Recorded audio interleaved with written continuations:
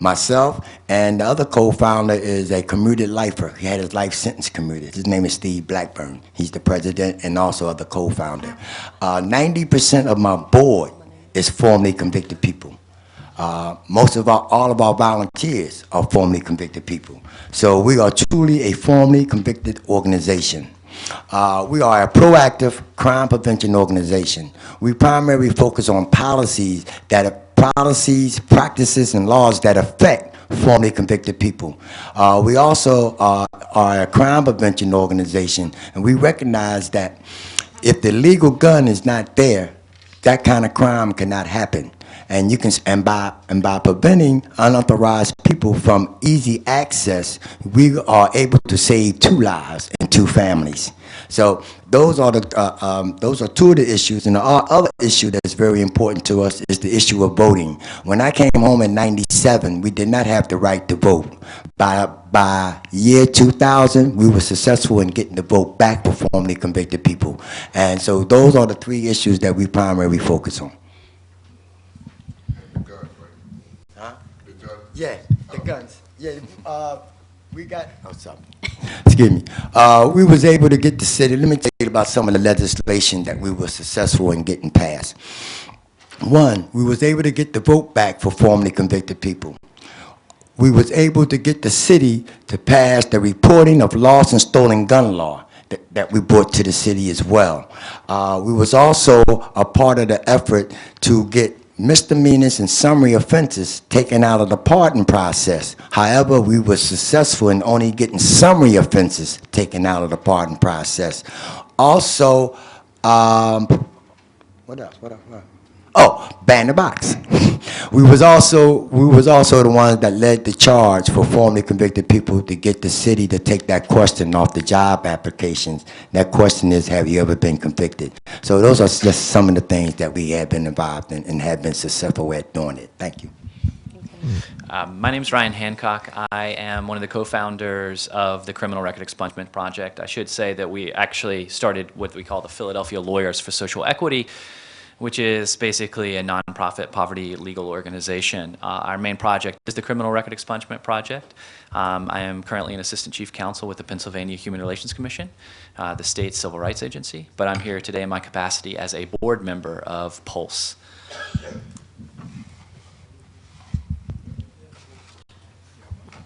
Sorry. Pass the mic.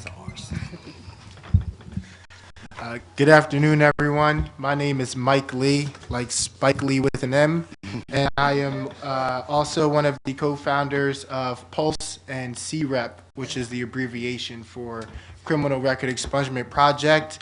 I am the executive director and the supervising attorney, and in my capacity as supervising attorney, I have argued maybe about 1,200 petitions in a year and a half, and I would say all but 3 have been successfully granted.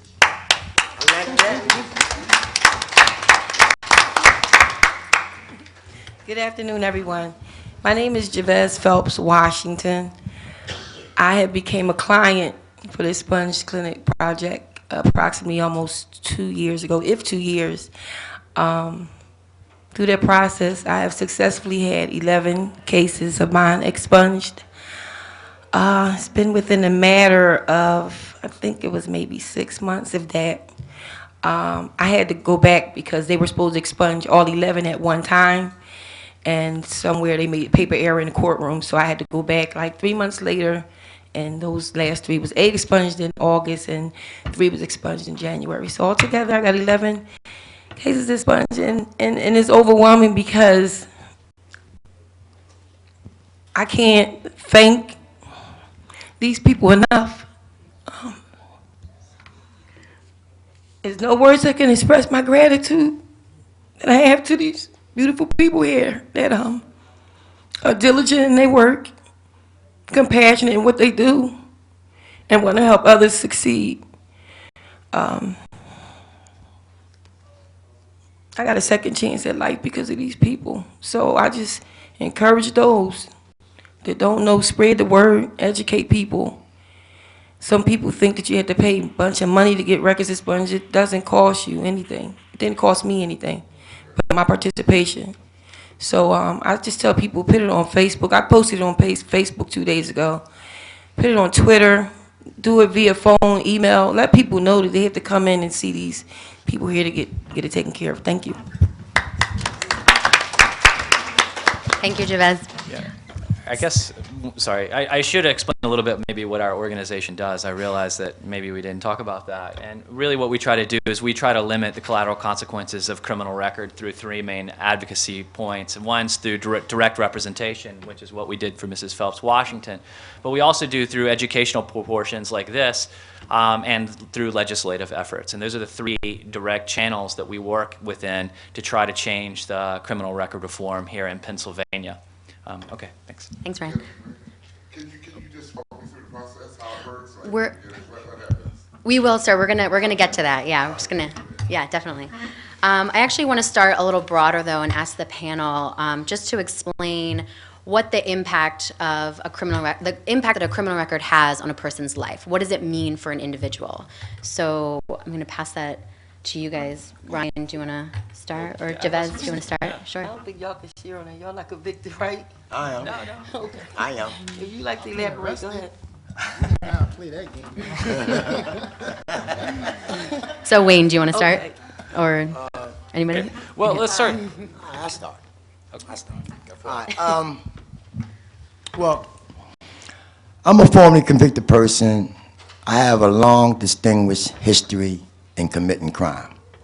I had, at the time of when I retired, at the time of my retirement, I had about 58 arrests. I came home in '97, December of '97.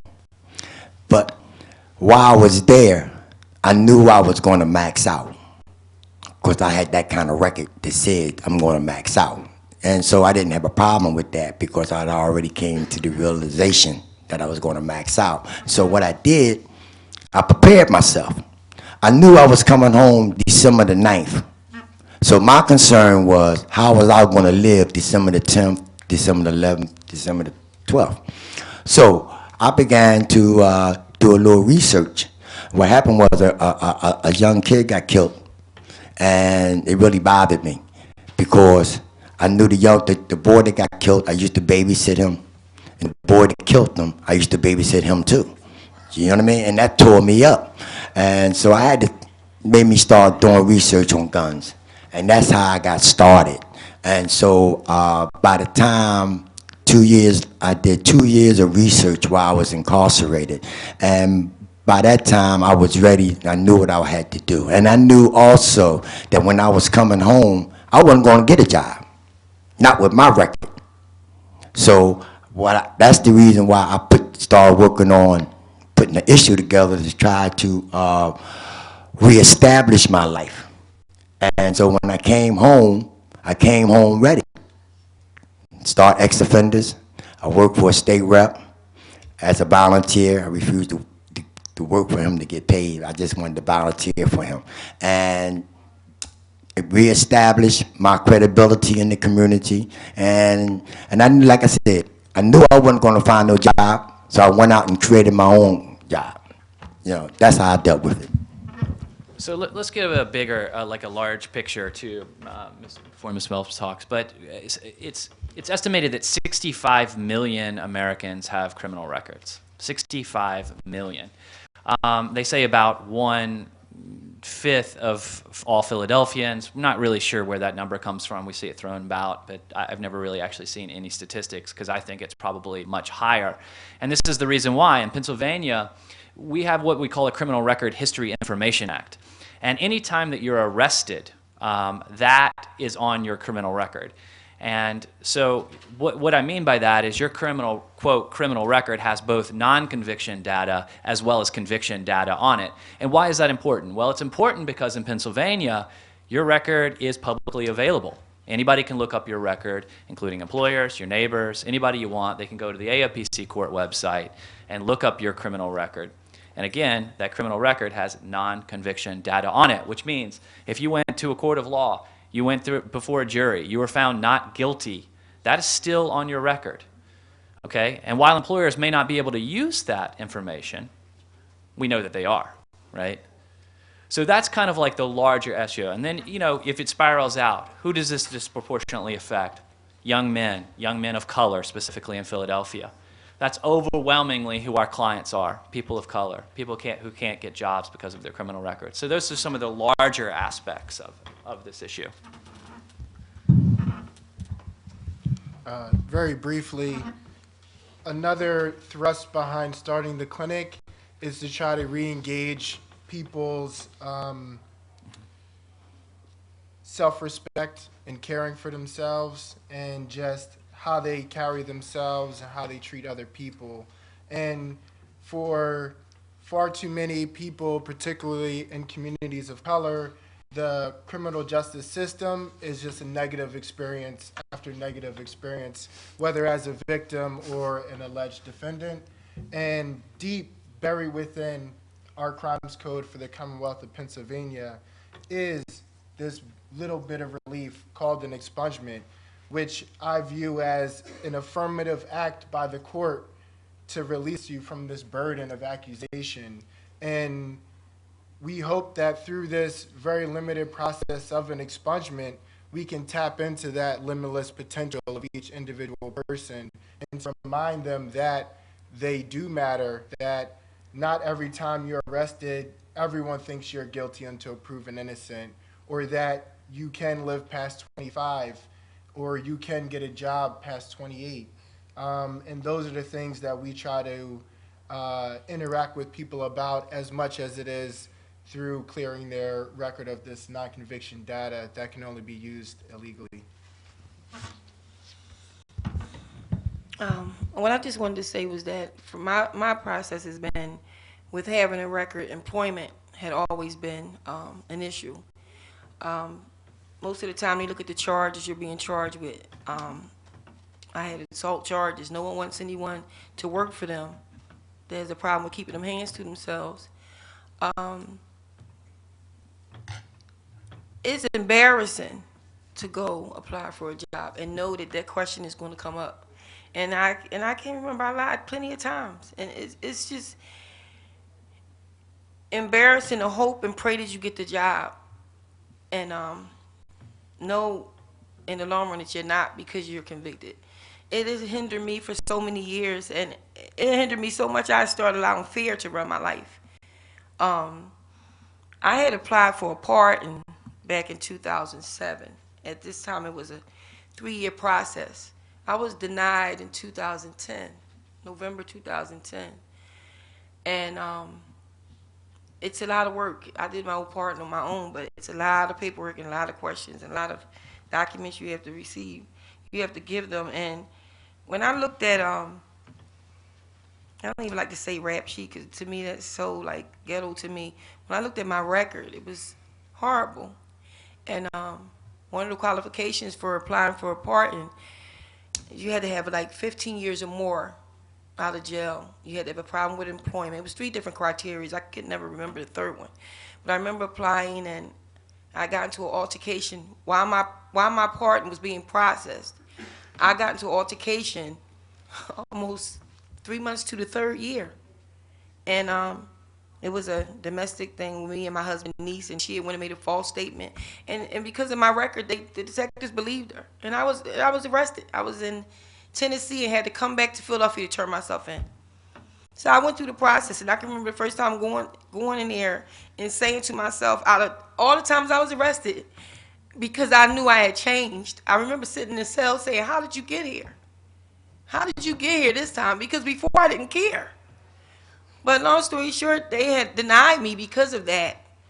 And they said I had an opportunity to give them more clarity of what happened, and I sent that in.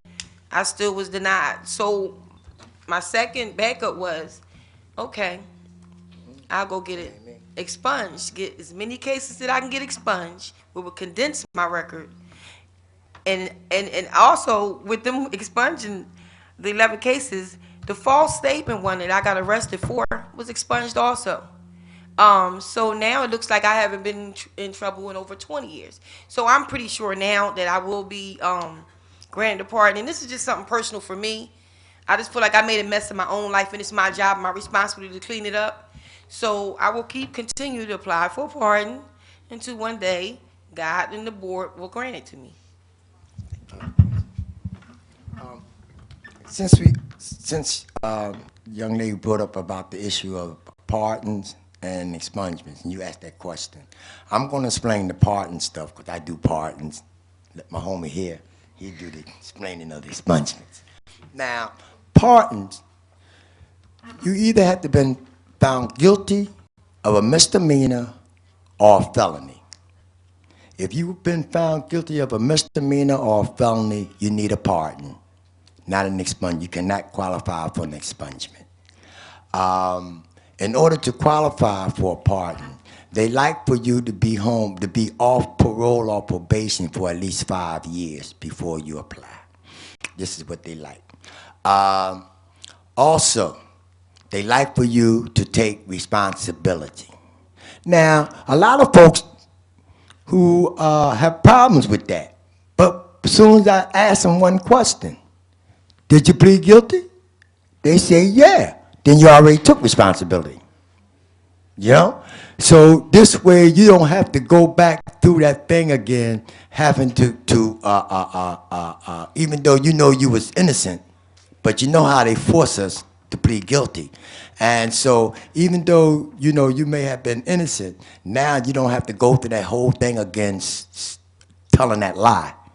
All you have to do is say, I plead guilty. So that's one of the things they want you to do is take full responsibility for the crime that you was convicted of. Second, they want you to be honest. Honest. You have to tell the truth. You know what I mean? Those are the two most important things that the pardon board looks at when they are deciding whether or not to grant you a hearing for a pardon. Just let everyone know, we're going to have a question and answer session at the end, so if you don't mind reserving your questions till that time, we'll be able to get to them. So at this time, Ryan, do you actually want to explain what an expungement is? Or Mike? Yeah. Well, again, turning to the Crimes Code for the Commonwealth of Pennsylvania, Title 18, Section 9122 is where we find the most commonly used statute for expungements, and that is the one which allows for a judge in the county in which the arrest occurred. So if you were arrested in Montgomery County, you have to petition the courts in Montgomery County for an expungement. If you're arrested in Philadelphia County, you petition the courts in Philadelphia County for it. But you petition the judge in the county in which the arrest occurred for an expungement relief. And an expungement, as Mr. Jacobs described very well, is the way to remove non-conviction data from your record. So when you're arrested, the information can be either one of two things: conviction data or non-conviction data. There are 4 exceptions to this general rule of non-conviction data being expungible and conviction data not being expungible. And those 4 rules are, you can have convictions expunged if you've been dead for 3 years. Can you repeat that again? If you're dead for 3 years, You can apply you can have your convictions expunged. after 3 years.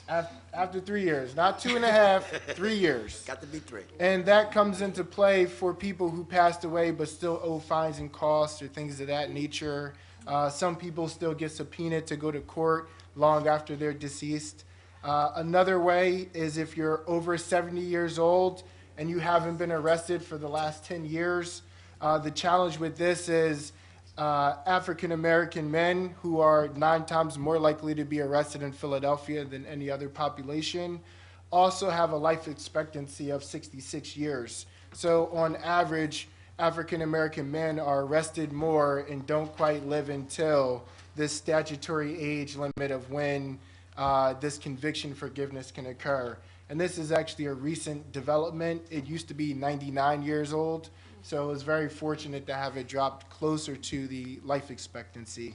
The third way in which you can have conviction data removed from your record through an expungement is for a summary offense, and those are quality of life offenses A very common one is loitering or gambling.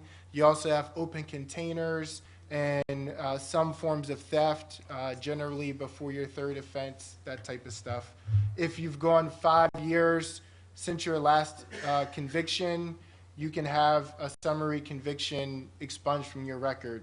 And the fourth way is after you've had a pardon granted, you then must formally file for an expungement to have the actual charges removed from your record.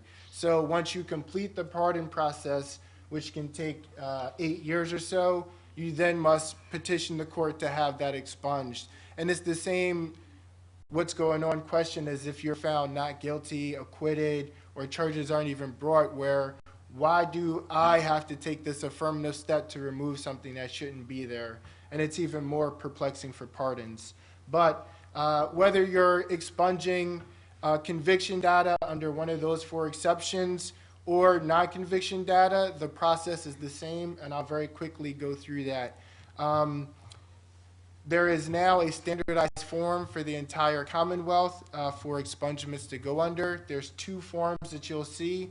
One form is for people who have completed accelerated rehabilitative dispositions, or ARDs, and those are people who waive constitutional rights to trial, constitutional rights to confront their accuser, and so forth, to participate in a diversion program. So for example, if you were arrested for a domestic violence instance, you might have anger management as a diversionary program, and upon the completion of that program, the Commonwealth will withdraw charges. You see it a lot now with the small amount of marijuana program, or SAM court, where you watch a 2-hour video, pay $300 fine, and the Commonwealth will withdraw the charges, and you're then eligible to have that expunged. So that's one form, and that is a 790, and the other form is a 490, and that's all other kinds of expungements. So those are for anyone who, it doesn't matter if you were arrested for a misdemeanor or a felony or a summary offense, you fill out this same petition, and it's for each arrest, and it costs $15 to file at the courthouse. So someone like Ms. Phelps would have had, what's that, $150 in filing fees just to remove all this non-conviction data from her record. So you fill out the necessary form, file it on the 2nd floor of the Criminal Justice Center. About 1 month's time from the day you file, you get a hearing.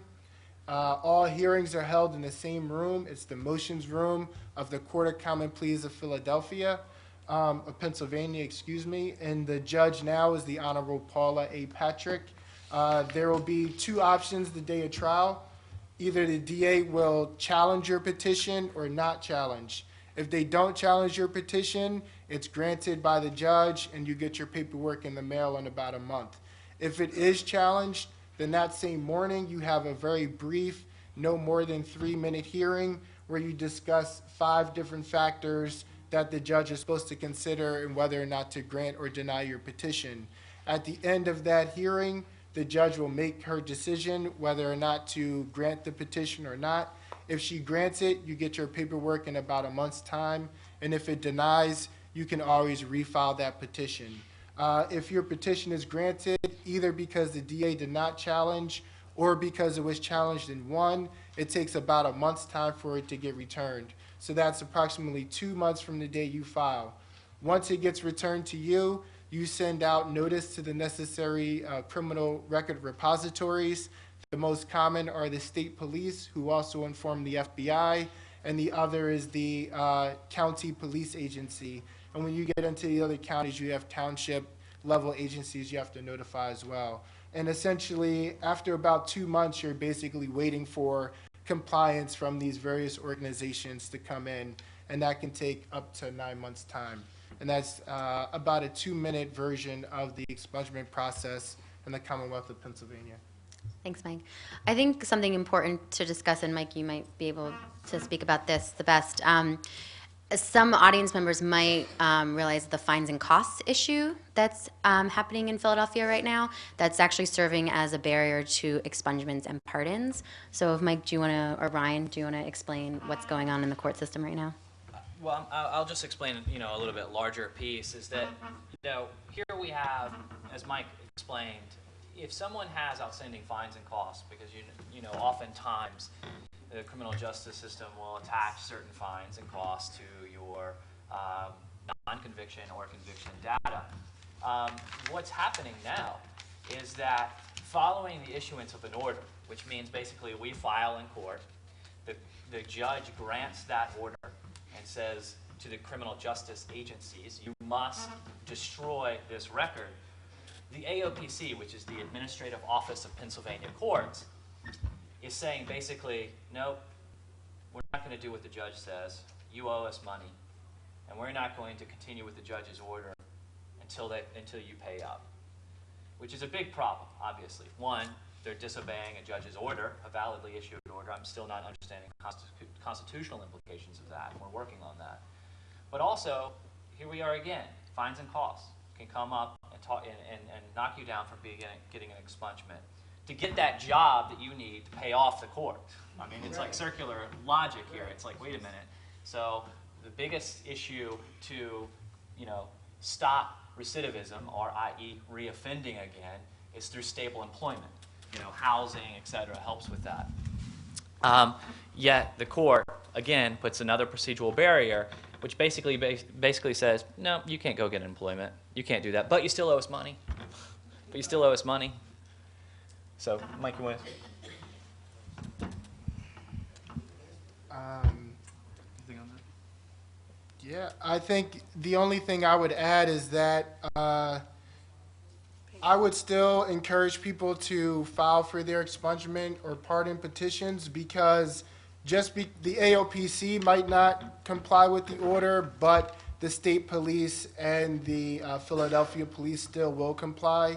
So although this is the ironic part, it'll sit on this public website until your fines and costs are paid. It gets removed from the agencies that employers are supposed to go to when they request information about an employer. So if you have a question about hiring someone as an employee and you go to get their background information, you're barred from using the AOPC website.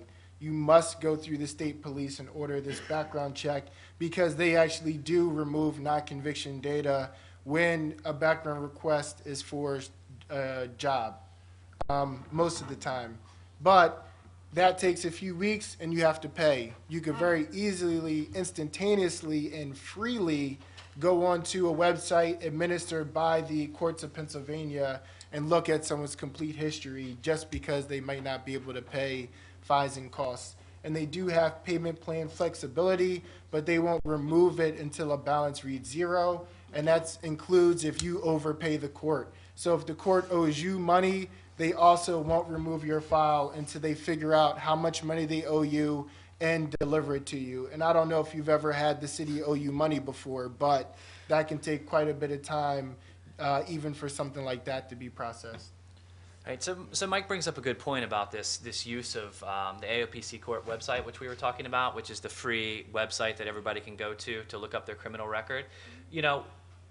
Mike's right. It does say specifically on the website that employers are not able to use this for employment purposes. In fact, the statute requires you to go to a criminal justice agency or the state repository, which is the Philadelphia State Police, right? But here goes the irony. Not only is it publicly available, and non-conviction data should not be used in employment purposes, but the AOPC actually sells their data, their bulk data, to agencies, to criminal screening agencies to use in private industry.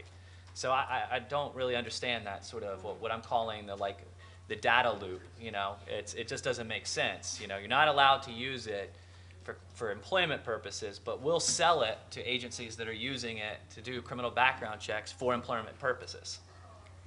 Go ahead.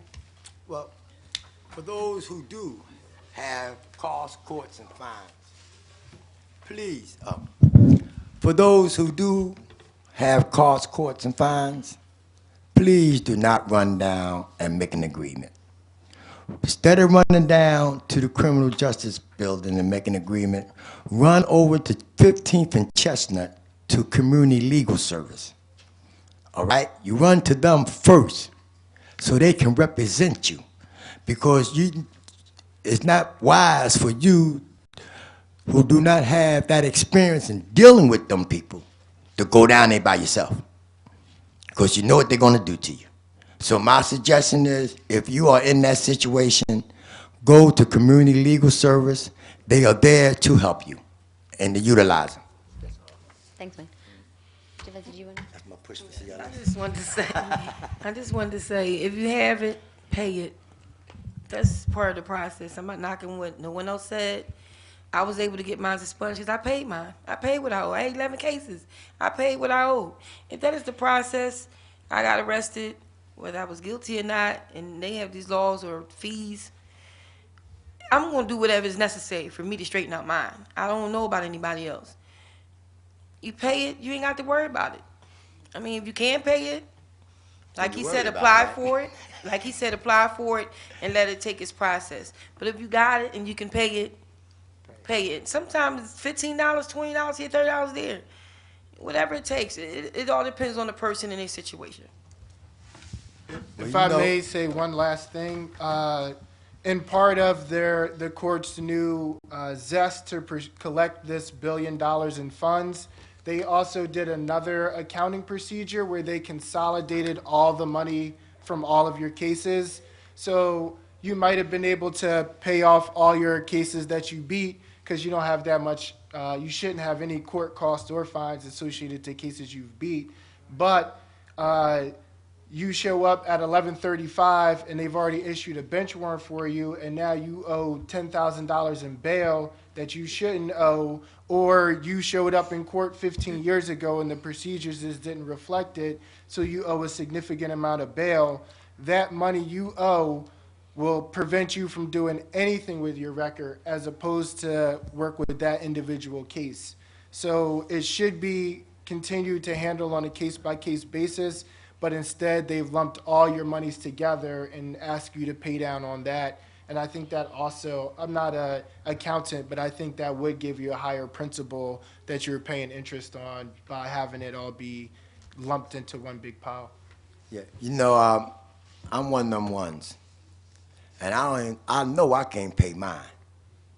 They say I owe them $65,000. Can somebody help me?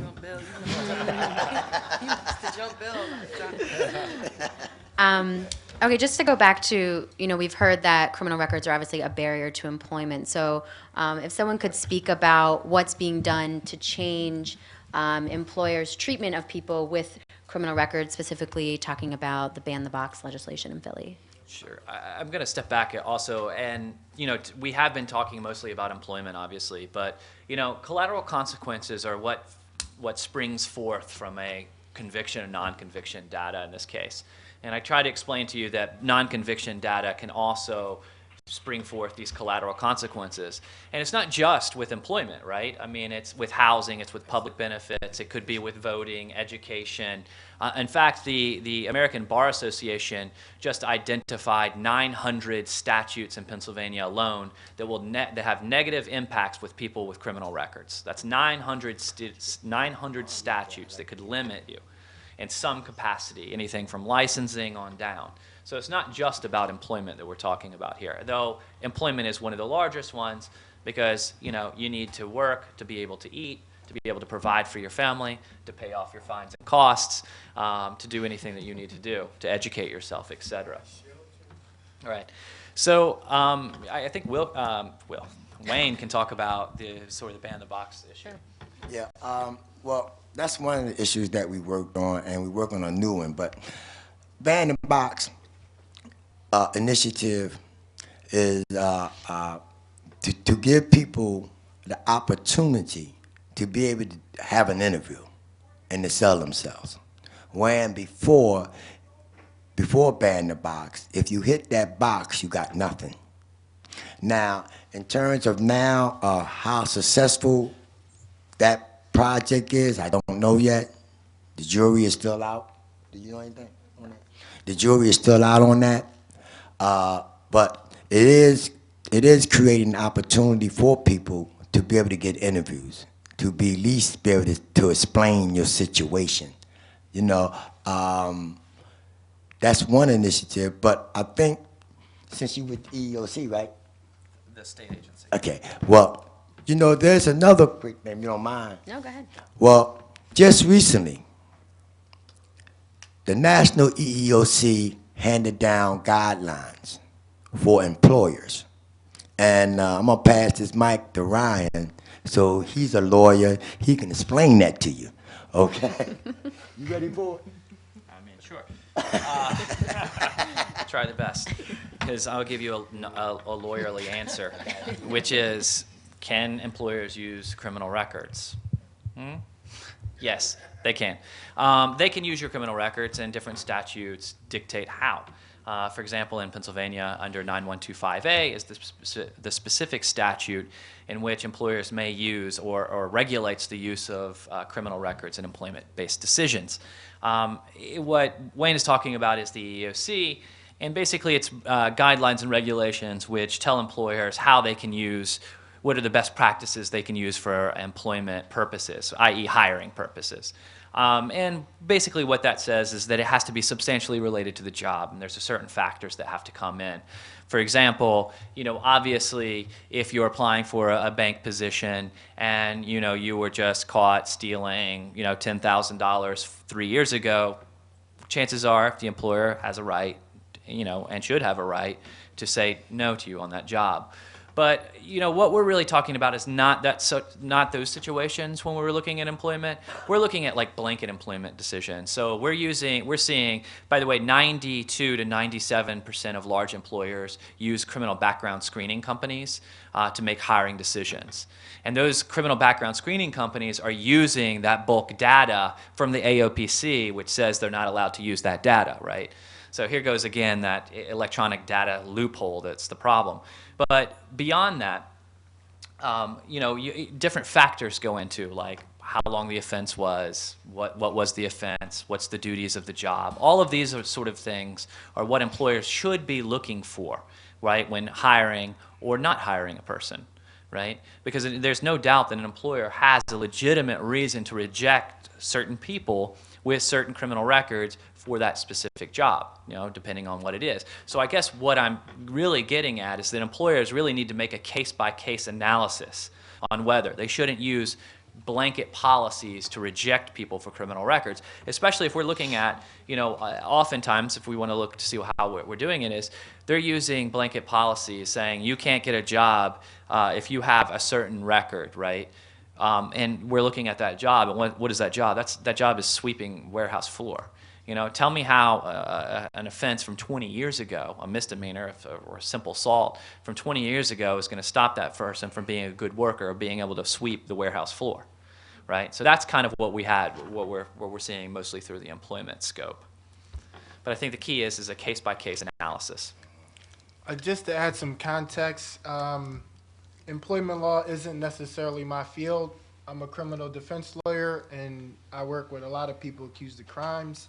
And something that impacts directly to this point is the legal use of your record to deny you student loans. So if you've been convicted of certain crimes, you automatically can't get that loan you need for vocational or higher education, which makes you more likely to be applying for low-level jobs, which makes you more vulnerable and easier to discriminate against because of your record, which was denying you in the first place. So it's another sad example of the cyclical cycle of oppression that we're living in as it relates to the criminal justice system and the records that they produce.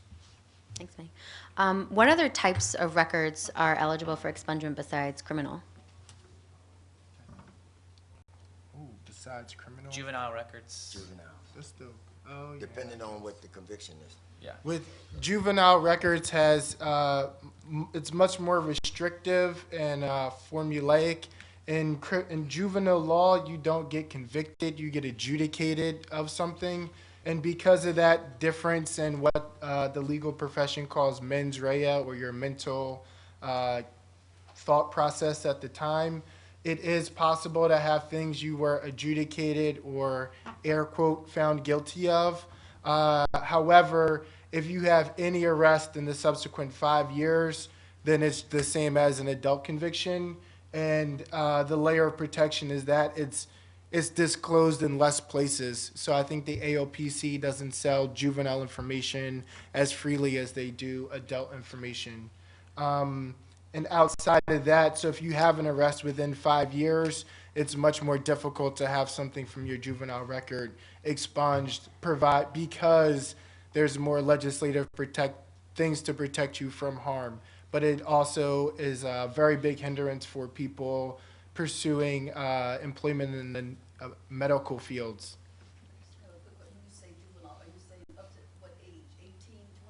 Juvenile 17. Juvenile is 17 and under, but some cases can be resolved in adult court or juvenile court depending on the victim's age. So you can be an adult that's prosecuted in family court because you were alleged to have hurt a young child victim. Or do you got a record that's a juvenile, right? Right, and the reverse is much more common, where a juvenile will be held as an adult even though they were under 17 when the crime occurred. And in fact, Pennsylvania is one of the few commonwealth or states that has life without parole for people convicted as a juvenile. Okay, I want to direct this next question to the whole panel, but specifically to Javez. What can the audience do to get involved to help push this issue to the forefront and help eliminate the stigma of criminal records? Well, I can only speak to the convicted felons, and even those that aren't convicted, like I said before earlier, Facebook it, Twitter it, via email, phone. I don't know if there's anything where they're doing where people can sign petitions, go out to, look, I go to prisons now and speak about everything that's going on out here to keep people updated, but I don't know if it's anything else that y'all could do that they're not doing. They do basically everything. I'm just saying, just tell everybody, because you know what, you can sit next to somebody, I don't even know they're convicted. I spread the news. I'm always eager to help anybody. I don't care with anything. Let everybody know. If people don't know that this exists, guess what? And they don't got the money, because sometimes private attorneys want to be paid. They don't have the money to pay for it. If you don't know about it and you don't have the knowledge of it, then you can't help nobody. So I just ask people to just get involved, spread the word. I mean, gossip. Let everybody know that the project does exist and it does work. And you know what? Sometimes you may think something is too good to be true. I thought it was too good to be true, but I have all my paperwork. I have paperwork. This is like vital to my life. Like he told me earlier, do not lose this. Once they expunge everything, the Highway State Patrol, and it's like 2 other organizations, once they expunge everything, guess what? This is the only proof you got, your records. If you lose this, you're in trouble. So I just ask people to just share the news, share the information, and get involved. That's it. Wayne, do you want to? Well, hold on, my people. We'll get to questions.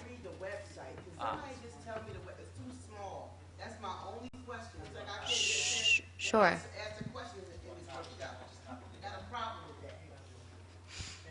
All right. Okay. Sure. It's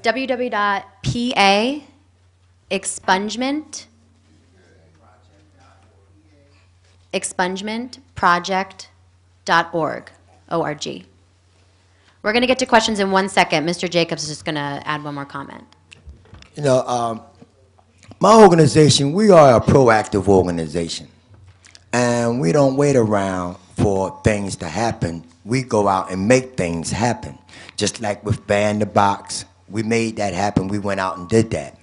Now, we are now working on a new initiative, okay? This initiative will address all county sentences.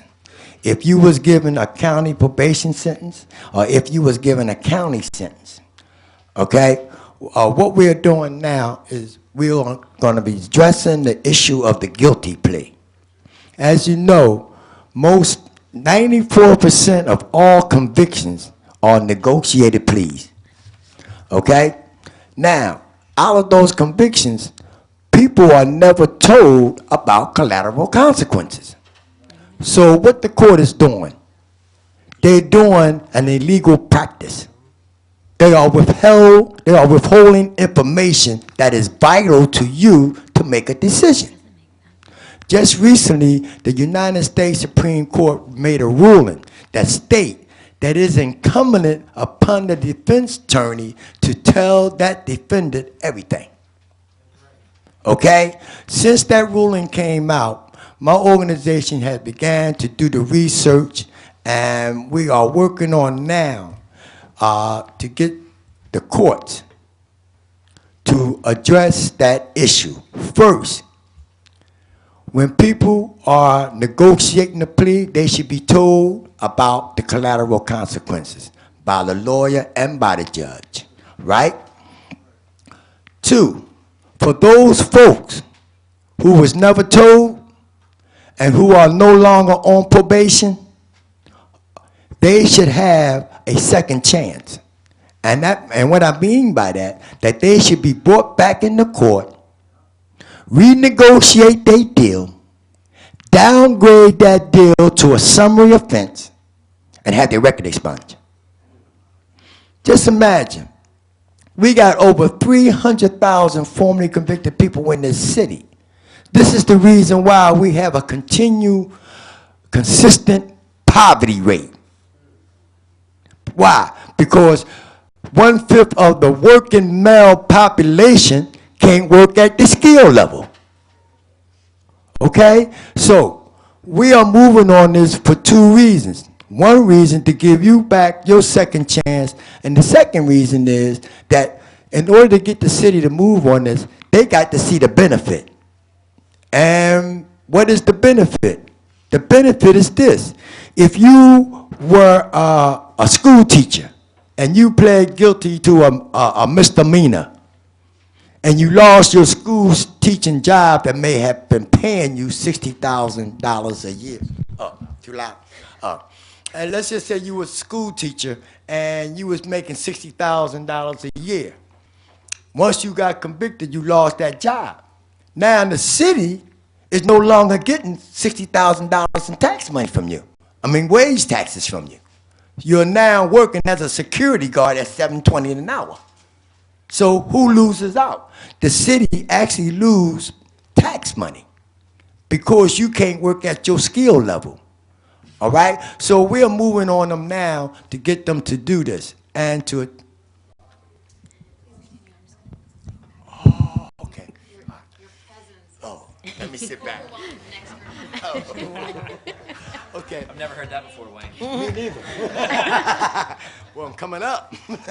Well, anyway, you know, we're looking at this as a way for second chance for people. And surprisingly, the district attorney agrees with me. City council want to look at the issue. They want to look at the issue for two reasons. One is it's the right thing to do, and the second thing is how I'm going to get this tax money. Because you know they're going through a thing now with school and whatnot. And the reason why we're having a problem is because we can't work at our skill level. If we were working at our skill level, we probably wouldn't even have a wage tax problem. Because all 300,000 of us be working and paying into that. You know, so that's the other thing that we need to look at is becoming more proactive and to really look at the different areas that we can affect, okay, to bring about that change and to create that second opportunity for people. Thanks, Wayne. All right. We're going to open up the floor to questions. I just want to first let everybody know, everybody has an evaluation form on their chair, so at the end of this workshop, if you could just fill those out and pass them to the back. So we'll start taking questions. Yes, in the back. Thank you. This question is to the two lawyers up there. I heard this lawyer say something about not being able to get your student loans done until you have a conviction on your record. Could you please address more and be more in depth about just filling out the application to go applying to a college or a university, how that can affect you if you have a history of incarceration that's still on your record? It's the box. The question was, could I provide more information as to the effects on federal student loans for convictions? I can somewhat, however, I encourage everyone to research this issue on their own to fill any gaps that I may leave, because this is just from my experiences representing high school age young men. But on your federal student loan application, your FAFSA application, it's either question number 24 or 25. Is it, which one? 22? Okay. Oh, I was close. It's questions 22 and 23, and they ask if you've ever been convicted of a crime. So it's already good that they're asking if you've been convicted rather than arrested. So they're trying to discern some difference. But I believe if you've been found guilty of a felony level drug offense, then you're barred forever from having being eligible for a federal student loan, which the benefit of is you pay back at a much lower interest rate than a private loan. And the effects this has on neighborhoods goes without saying, because drug use is constant across all socioeconomic spectrums, and there's social science that speak to that. It's the prosecution that's made it a particularly epidemic level problem for specific communities. And as a direct result of the war on drugs, we've had this secondary effect of excluding many of our, many people from communities of color and lower economic communities from being eligible for federal student loans and to serve our military, which is another way to go about getting a college education. So I was using that as to speak to the larger point of it's not enough to say we want jobs, we want jobs, we want careers that pay living wages, and will forever be subject to these handouts and large corporations that feel free to discriminate because we're already limited in our options by the impacts of your arrests even earlier in life as a juvenile. Just to put the impacts on, because you talked about how it affects, communities of color. We're talking about in Philadelphia, ages 18 to 25, 55 to 60% of all black males are either locked up, on probation, or parole. That's insane. That's insane. 55 to 60% of all black males are locked up or on probation and parole. And what's even more insane to me, since you opened up the questions, is the APRO that sell that to employers. The AOPC. Thank you, sir. Yes, that's even more. And to me, since it's for black men, that's blatant racism. Well, what's crazy about that, check this. Yeah,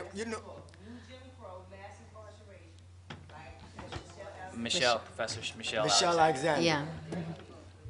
But what's really crazy about this is the fact that, you see, they done target us to be the fuel for the economy. Right. Okay? Whereas back when they first brought us over here, we was the ones that used to throw the coal on the fire for them, right? Right. Well, see, now they got an automatic feeder, so they don't need us to throw the coal no more. Right. So what it is, we the coal that goes in the fire, and the coal is the convictions. All right? This is how they keep the economy going. We are looked at as a consumer, as a gross national product, right? You know what I mean? Because we keep the economy going. True. Gentleman in the white T-shirt. Yeah, my question is for the two lawyers. For cases that you Feeling some kind of way. non-conviction, do you still have court costs and fines on those cases that you have to pay? You can, in some situations, you can still have court costs and fines, or most likely a bail payment that you would have to make if you have not conviction data. Where that would come up is sometimes on a appeal where it was a conviction and then it switches to non-conviction data, they still might try to collect drug lab fees or something like that from you, or some victim compensation fund. But generally speaking, if you have non-conviction data and you still owe money, it's normally related to bail or a case you were found guilty of at another point in time, because they are now lumping it all together now. So how would you find out the difference? Soon you get that letter, Go to the courts, if you owe the courts any money, you will get a letter. Not just one, you'll get a couple of them. You can probably also go to the CJC on the third floor. You can go to the CJC, the Criminal Justice Center, on the third floor, the Clerk of Quarter Sessions, and you can get information about your account and every. You can ask for a participant account report, and that'll have all of your cases and all of the money that you owe for each case. And it's on your docket, on the public docket. At the last page of your, for each case, there'll be a list of all the money that you owe on that case. Woman in the striped shirt. What, if anything, is being done at this point about, I guess, the misuse of the public record information when it's related to job searches, like selling that to independent companies? I don't know if that's being addressed from the side of being able to use these companies to determine job eligibility in the first place, if you're supposed to be going through the state police or whatever, and eliminating that middle ground, or if it's a matter of dealing with the actual selling of the records to these companies if there's no way to really stop large companies from using private firms and things like that. Well, I'm unfamiliar of any movement within Pennsylvania on this issue. I mean, I don't think that a lot of people know about this issue. I don't think we would have known about it until we actually started doing this practice and getting letters or calls from the court desk being like, oh, yeah, you owe fines and costs. Your client owns fines and costs. We're not going to expunge it. I mean, again, we're kind of like, well, wait a minute. How are you, how can you ignore a validly court-issued order? I don't know. That's something that we're looking into. But the larger things are that there are myriads of ways in which someone who has been denied a job because of their criminal record can mostly sue. And they can sue under many different statutes, from the Criminal History Record Information Act itself, which is 9125, or you could sue under Title VII, or the Pennsylvania Human Relations Act under a disparate impact theory. You could also sue under the Fair Credit Reporting Act, depending on how that information was disseminated. But the reality is that we know that oftentimes, even under the Fair Credit Reporting Act, it requires, if there's an adverse action taking, meaning that we are going to deny you from a job because of your criminal record, they're supposed to alert you of that, for one, so you can clean up your, if it's wrong, you have the opportunity to say before you're not hired, hey, this is wrong. But the problem is that we know that many employers just don't tell anybody at all, right? And there's also employers that only use online applications. And there have been very big, large, successful class action lawsuits, one against, it was Pepsi. So there are cases that have involved this issue of criminal records. Another question? How about over here, because we haven't gotten it.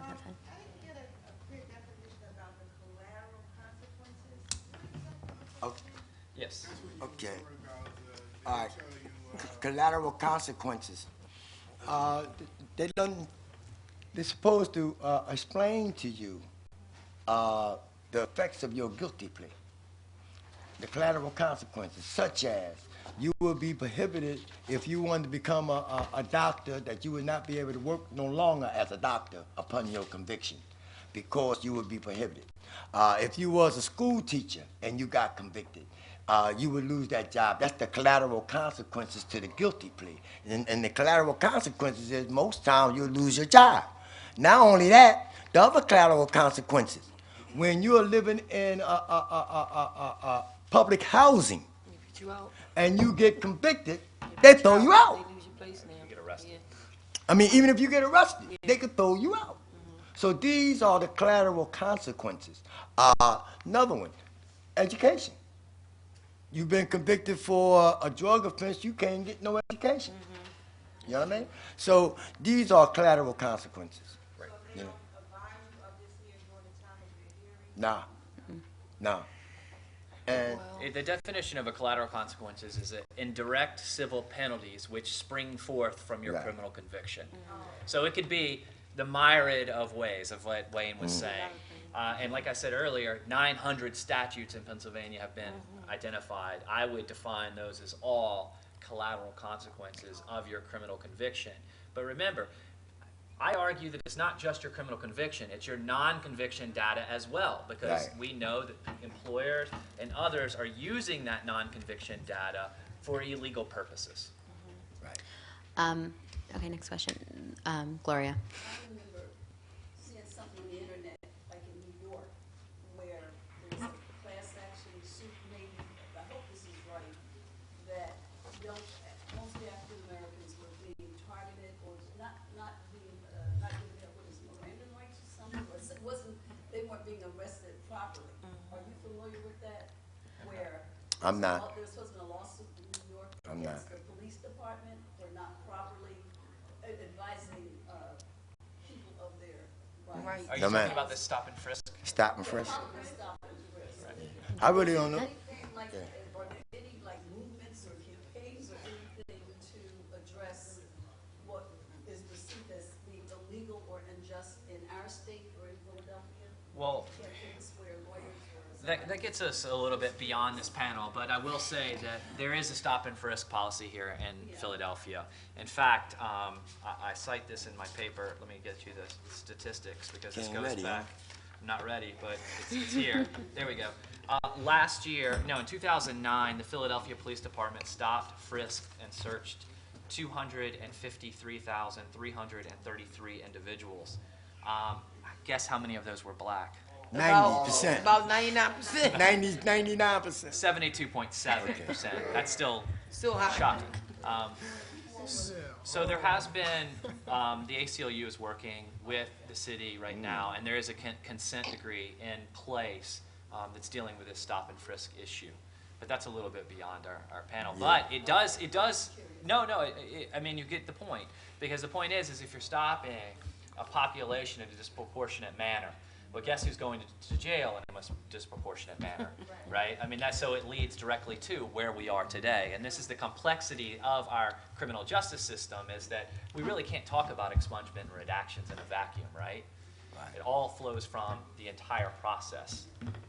If I may briefly, I think this stop and frisk does a nice job of articulating a fundamental problem throughout American history, and that's that people of color are not innocent until proven guilty. They're guilty to proving this. They just guilty. Because look at O.J. Simpson, you know, he proved his innocence by the law, but people still say he's guilty. And 20 years after he's dead, he's still going to be guilty. It's You're right. just the fact. And you can look back at the Fugitive Slave Act, which said, if you see a brown person, assume that they're what? Guilty. And you know what it was for? A felony. So this has been going on since before emancipation. You look at the 13th Amendment that we hold up as giving us our freedoms. All it did was transfer the property interest in people of color from individual property right owners to state property rights. And that's the very, very beginning of this profit from captivity in this new sense. And we had these kangaroo courts that continue right now with these guilty pleas Wayne is talking about. So it's all very much directly connected to the things we're working on now. And I love going into court. I'm mad too. I love going into court and challenging this notion of, do you consider this person innocent because their guilt was not proven? And this judge, her first few weeks on the bench, used to say no. And we wore it down, and now she begrudgingly says, yes, they're innocent until proven guilty on all of these charges, even lesser included charges. And that's what we have to continue to do. So a question I missed, what am I doing to spread this? Well, we filed over 1,200 petitions thus far. We have 108 to argue in July, and we're about to file another 115 at the end of this month. And these numbers are unprecedented in Philadelphia County. Unprecedented. They had to redo how they accept their petitions because we filed so many of this kind of petition. We're running out of time. We do have a lot more questions, so I'll try to get to as many as possible. We can probably stick around for a few minutes afterwards. But the woman in the yellow shirt, and then sir in the red shirt. Given our And then- economic climate that we're in right now, there was a time where actually my fiance was looking for a job, and then you go on Craigslist or especially Craigslist. They were the only one I saw guilty of this. But is it legal or morally? No, I don't think it's a law. But is it illegal for an employer to say if you have a criminal record, do not apply in bold with exclamation points? Or is it okay to say, if you have been out of work longer than 6 months, please do not apply in bold and exclamation points? Right. I see that a lot. I'm going to give you another lawyerly answer. Outside of Philadelphia County, could be. It's a case-by-case basis. I would say blanket policies in general. For example, the EEOC's policy specifically says blanket policies are almost always illegal. Right. But that doesn't mean that they're always illegal. Okay. You know, a lawyerly answer. But if you're in Philadelphia County, this goes within the bounds of the box. That would violate that specific municipal ordinance that's going to be talked about. Right, well, which- Especially the one I'm talking about, this is a different panel, but the whole, if you've been out of work 6 months or longer, that was also a barrier. Of Right. course, most people are out of work 6 months or longer. But for those same reasons, the criminal records issue that has a disparate impact, right? So disparate impact is a theory of law in which it's a neutral statute, which has, or a neutral policy or practice, which has a disparate impact on a protected class. So for those very reasons that you named, and we deal with in criminal records issues, if you're looking at through employment, Title VII, or the PHRA, still apply to those who are out of work as well. The same analysis. Gentleman in the red shirt. Yeah, you were talking about collateral consequences. One of the things that I didn't know, because I pled guilty to a case, one of the things that I didn't know, I used to work in the casino industry, and you guys probably know this, but you need to be licensed from the state. You have to have a license to work in a casino in Pennsylvania. What I was told at the onset of my case was, well, if your job does not directly involve the case, you know, whether you plead or you're found innocent, you could go back and you can get your, it's called a gaming license. Now I'm finding out that even though my conviction had nothing to do with that, now they're saying, oh, you got to wait 15 years. 15 to 20 years before you get apply. That's the law. Yeah. That's the, see, when they wrote up the, let me tell you something about that gaming law. When they wrote the gaming law, they made it so that you had to be crime-free for 15 years. And guess what else they put in there? That if you owe child support, you can't get a job. Now, who you think they was targeting on that? No. No joke. But, you know, but this is the thing, is what I'm talking about, is that, you know, even, now how in the world, why would they deny a person who owed back child support a job? You know what they said, the reason why they did that? Because he may want to cut a deal to pay somebody off to help pay off his child support. Yeah, see, they saying that if you own that kind of money, right, that you may do something to try to pay that off. You know what I mean? That's some. They went, you know, but you know the other thing about that is that when you look at this rule of criminal records or convictions, it's not evenly applied. And what I mean is, if you're white with a conviction, they did a study in New York City where they took a white person who had a conviction, a black person who didn't have a conviction, and they had identical history as far as work history. And they went to the job. Guess what? They hired the guy with the criminal record because he was white. So it really doesn't affect those people who have criminal record, but it affects us even if we don't have a criminal record, right? Our criminal record is this. You know what I mean? So that's just one of the things how they don't apply that rule evenly. My question is now, do I need both expunging and? Pardon? Well, you would need to get the pardon first. After you get your pardon, then you file for your expungement. You don't have to. I'm Well, gonna it say depends this. on what you charge with. Yeah, too, now. everybody's situation is different. Like Right. I said, they just did mine. I applied for a pardon prior to, and probably, I mean, everybody's situation is different. Probably could have got it, and I got that one infraction, a couple months before my 3rd year. Because prior to that, I was out of trouble for 15 years. So it could go either way. Whether you get, I think, for me, the pardon process is longer than their process. So you're going to wait. So you might as well go ahead and get this one done because it's quicker.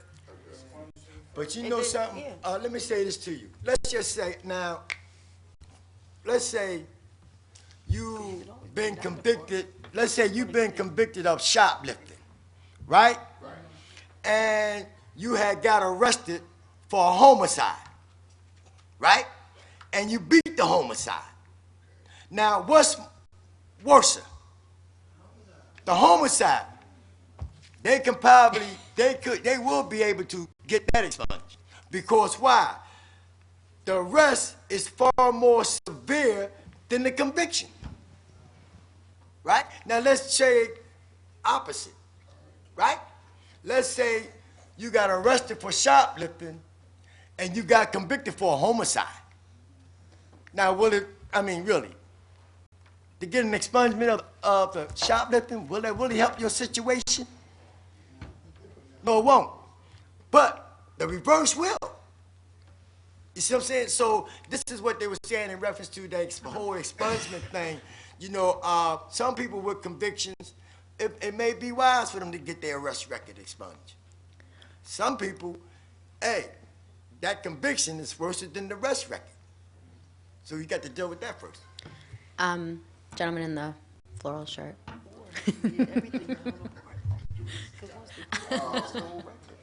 the difference between felony 1 and 2?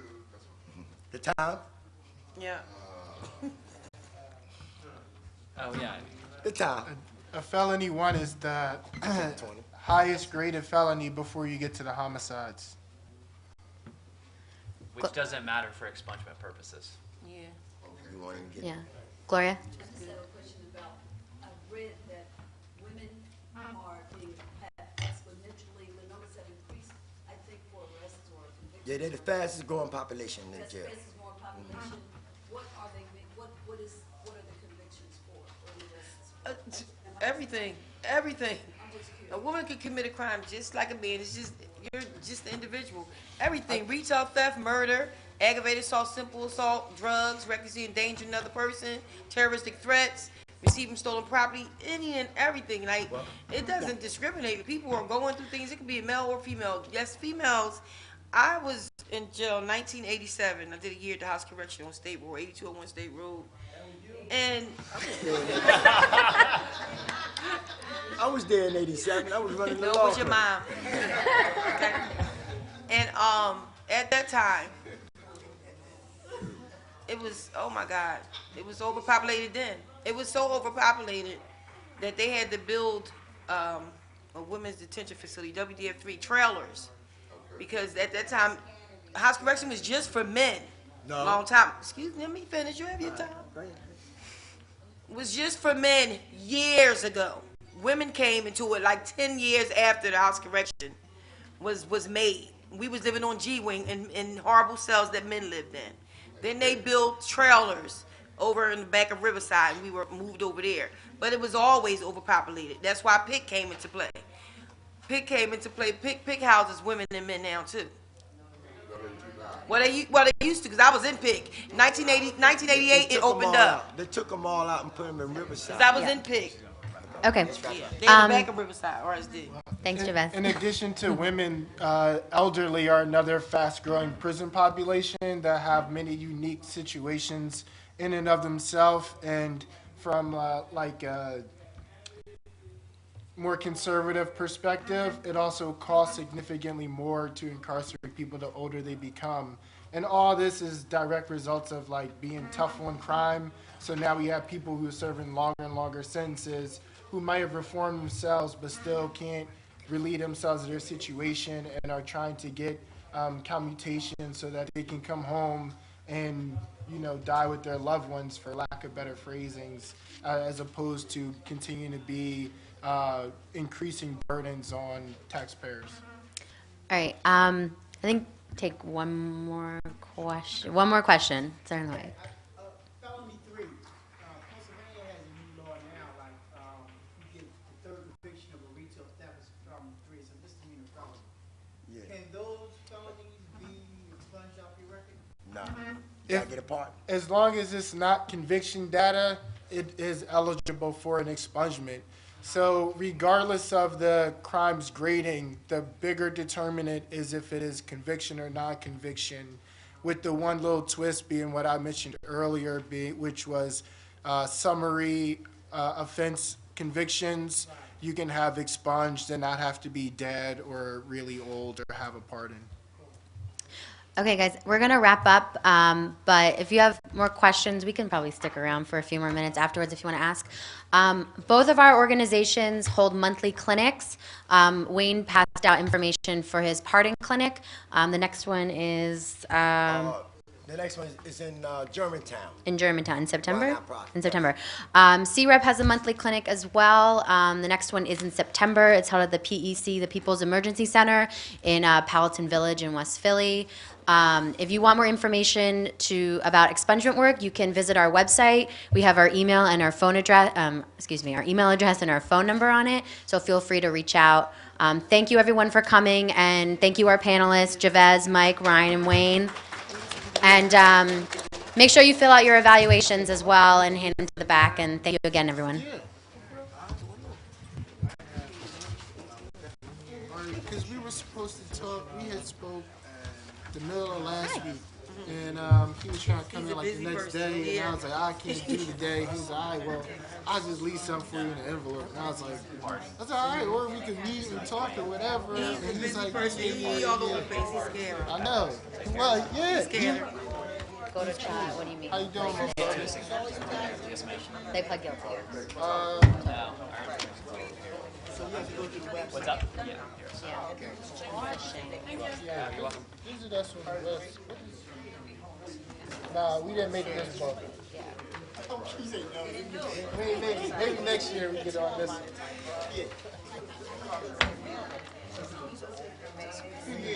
Oh, thank you. Oh, thanks.